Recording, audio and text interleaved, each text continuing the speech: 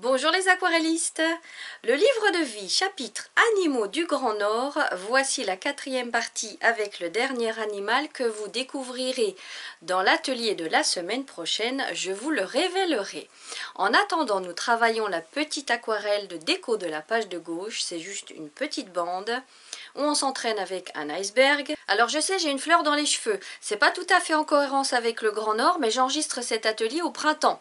Alors, pour être dans le ton, j'ai bien essayé de mettre un glaçon, mais il n'a pas tenu. Pardon. Allez, on va travailler cet iceberg, partie immergée, partie émergée, les ombres propres, les fondus, travail sur support humide et sur support sec. Donc, si vous êtes débutant, allez-y. Pour ceux qui souhaitent décalquer, le dessin à imprimer se trouve dans la description et lorsque vous aurez préparé votre dessin à l'encre indélébile sur votre petite feuille aquarelle, vous pourrez avancer la vidéo au minutage indiqué ici pour la mise en couleur. Pour les autres, c'est parti pour le dessin ensemble.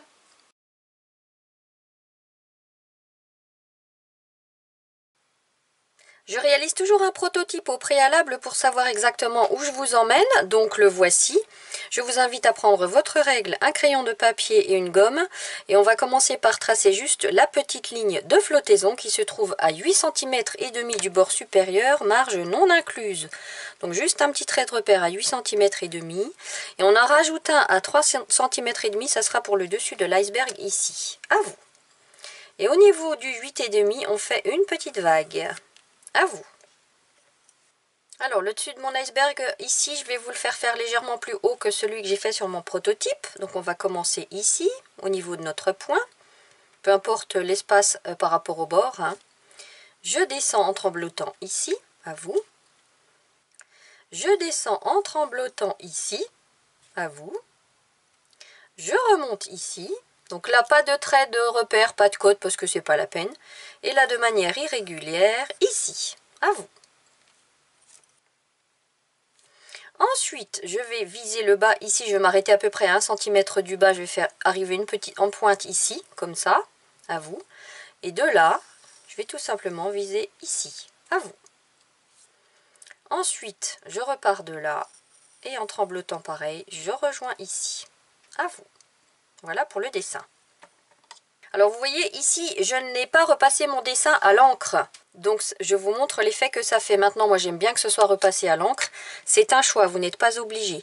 Donc par contre, je ne vais repasser que la ligne de flottaison et ce qui est au-dessus de cette ligne de flottaison. Tout le reste, je laisse en bas au crayon de papier. À vous.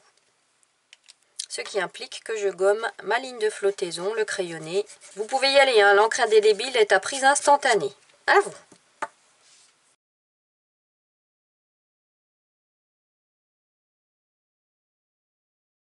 Alors, j'ai mon pot d'eau à droite. Lorsque ma main sortira de l'écran, c'est que j'irai chercher de l'eau. Ne vous en inquiétez pas.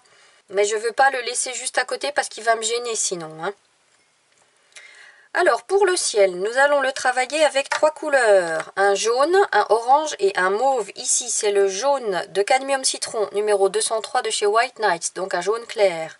Un orange clair, ici orange de chrome, numéro 217 White Nights. Et mon mauve permanent de chez Winsor & Newton, numéro 491. Un mauve assez léger, assez pâle quand même. Hein. Voilà, je vous laisse préparer vos couleurs. Si vous n'avez pas ces références-là, prenez ce qui s'en rapproche ou ce qui vous parle le plus. Comme je le dis toujours, il faut que cette aquarelle vous ressemble. Je ne vais pas mouiller avec mon pinceau à la vie. La surface n'est pas très grande. Je prends mon pinceau Kolinsky pour tout mouiller. Quand vous mouillez, vous n'êtes pas obligé pile poil de suivre les traits du dessin. C'est quand vous appliquez la couleur que vous le faites. Allez, je commence par le jaune. En suivant bien les traits du dessin. Et on va procéder par tiers.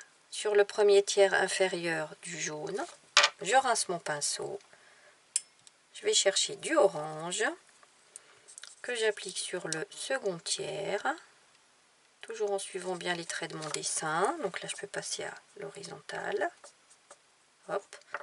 Je rince mon pinceau. Je vais chercher mon mauve. Et je fais le reste. Après, c'est un choix. Vous pouvez tirer des petits traits mauve dans les autres couleurs. C'est comme vous voulez.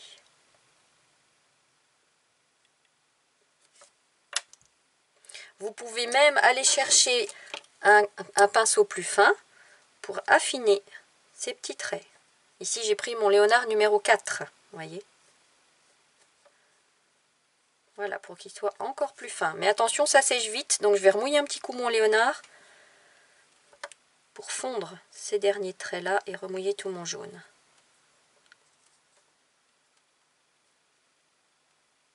Voilà. Vous voyez, c'est encore un ciel qui est différent de celui-là. Alors, vous voyez, je trouve qu'il n'y a pas beaucoup de lumière dans mon mauve, donc je vais rajouter un petit peu d'orange. Et avec mon petit pinceau Léonard, qui va me ramener plus de pigments, je vais rajouter du mauve par-dessus. Voilà. Jouez, hein, testez, faites vos tests, amusez-vous. Voilà pour le ciel, à vous. Maintenant, pour le bleu de l'iceberg, on va utiliser 3 couleurs. Le bleu du ciel, donc un bleu clair pâle. Ici, bleu du ciel tout court, numéro 512 de chez White Nights. Le cobalt turquoise 531 de chez White Nights. Un bleu clair plus intense que le bleu du ciel. Et le outremer teinte verte, numéro 667 de chez Winsor & Newton. C'est un bleu plus foncé. Ce côté-là est exposé à la lumière. Il reste blanc avec juste des petites taches que j'applique à sec pour le mouvement. Mais toutes légères, avec mon petit pinceau.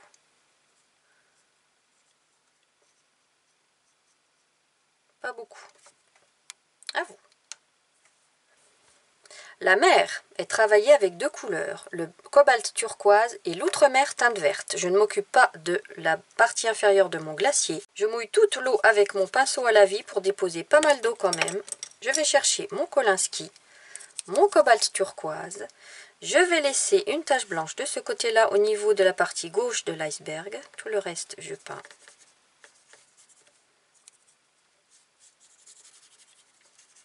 Hop. Je rince mon pinceau et sur la partie droite, je vais appliquer mon outremer teinte verte à droite et en bas. On va dire que la lumière, elle pénètre dans l'eau comme ça, vous voyez.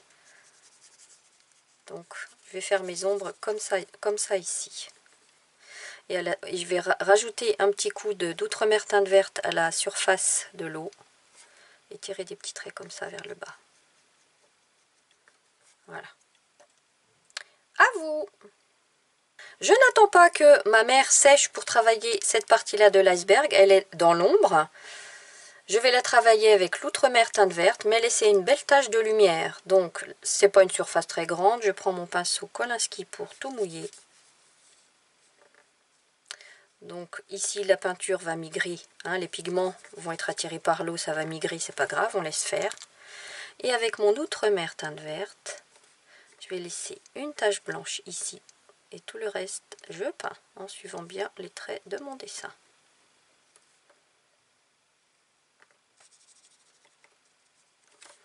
Et on rajoute autant de couleurs que nécessaire. Moi, j'aime bien que ça aille loin dans les contrastes.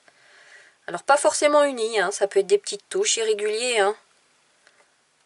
Les mouvements de la glace, comme ça. Mais on met qu'une seule couleur. À vous! Et à ce stade-là, il faut attendre que cette partie-là soit bien sèche pour pouvoir travailler la partie immergée. Donc une petite pause où on pense à se faire du bien. À tout de suite! Alors j'ai attendu quoi, 10 minutes hein, que le bas soit sec. Maintenant je vais travailler cette partie-là immergée juste avec mon bleu du ciel et mon outremer teinte verte pour travailler l'ombre sur le bas de l'iceberg. Je mouille juste la partie gauche. J'applique déjà mon bleu du ciel en laissant, allez, une petite tache blanche à ce niveau-là pour montrer qu'il y a aussi de la lumière dans les fonds marins. Hop.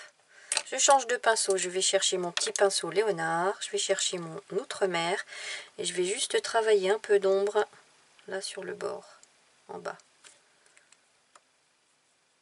Comme ça.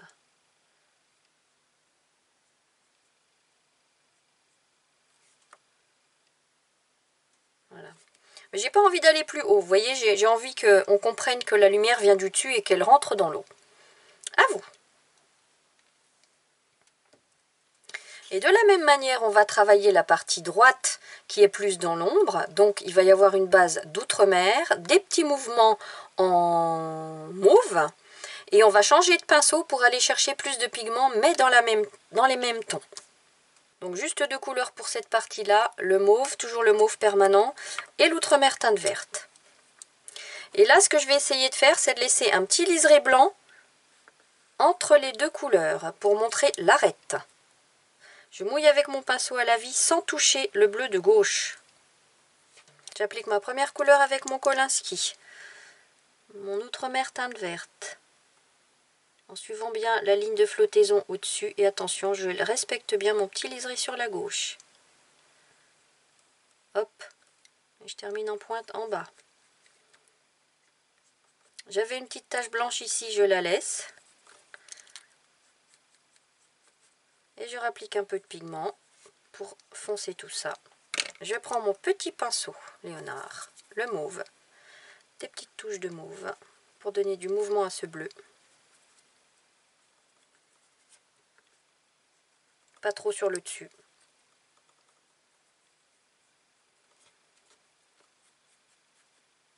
Jusqu'en bas, je marque bien la pointe.